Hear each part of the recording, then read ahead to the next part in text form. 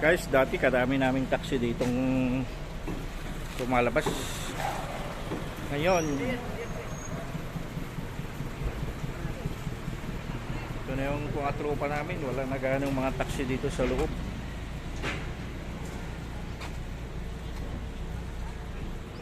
Tahimik na ang aming grahe, mga kababayan ko. Ito ang trabaho dati ng aking mga tropa at kasalukuyan. Narito pa rin ako hanggang ngayon. Ang inyong lingkod, PD Vlogs. Kung hindi labag sa kalooban nyo, subscribe nyo ako. Kung labag naman ito mga kababayan ko, like and share. Okay na yan kay PD Vlogs. Sa kagaya kong mga content creator, ang inyong paglalike at pagsishare, napakalaking bagay na yan para sa amin mga kababayan ko. Narito ako ngayon sa location ngayon sa garahe namin. At i-share ko sa inyo mga kababayan ko ang aking trabaho bilang isang taxi driver. Yan.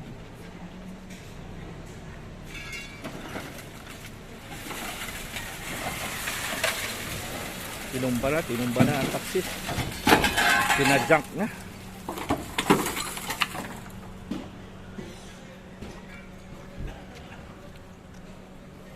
Gagawing scrap mga kababayan.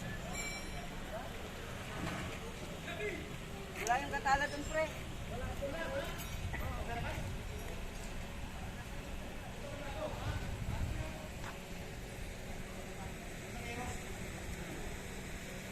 Kukunti na lang kami mga driver dito ang natitira. Yung mga masisipag na lang lumapas.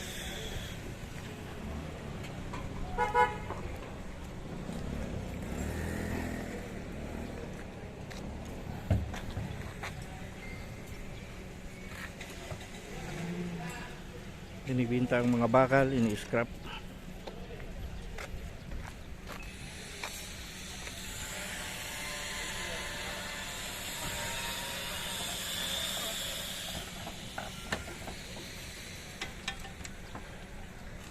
Mega love shoutout sa lahat mga kababayan, kung mga OFW na mga bayaning buhay around the world. Kumusta po kayo dyan?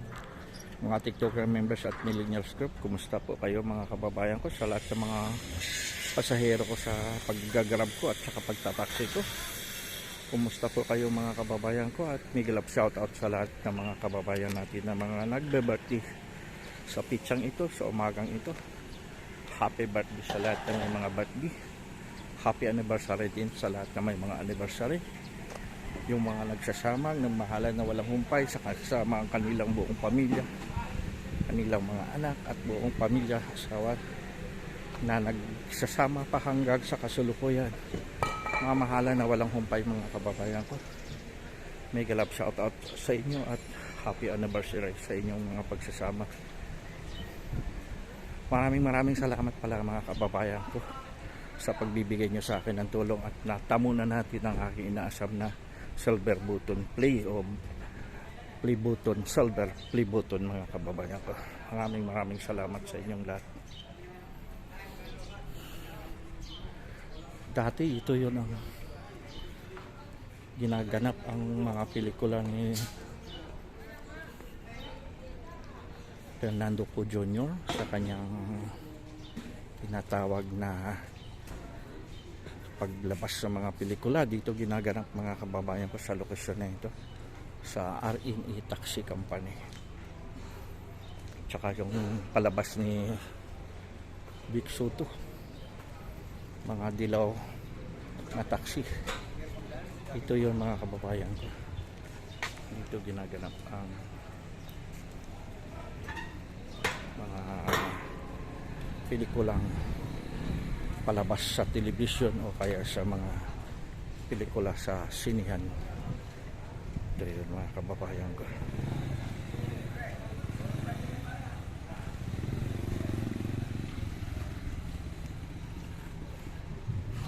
Super laki ng grahe namin mga kababayan ko. Kaso lang, nung dumating yung pandemic, unti-unting lumalabas o nag-iiba na nagtrabaho ang kapwa ko mga taxi driver. Nawala na kasi ng kita. Ako ngayon mga kababayan ko, hindi muna ako lalabas kasi nagkaroon ako ng sakit. At nag-file ako ng sick leave, sickness sa SSS. Kung ilang araw ang aproba ng company o ng hospital ng doktor, ganon katagal ang babayaran sa akin ng SSS company.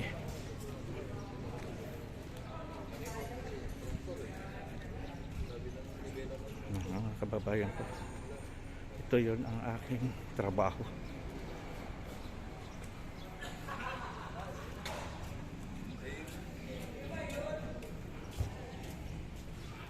Miguel Love, shoutout sa lahat, Luzon, Visayas at Mindanao. Siguro hindi ko na pahabain ang aking pagbablog.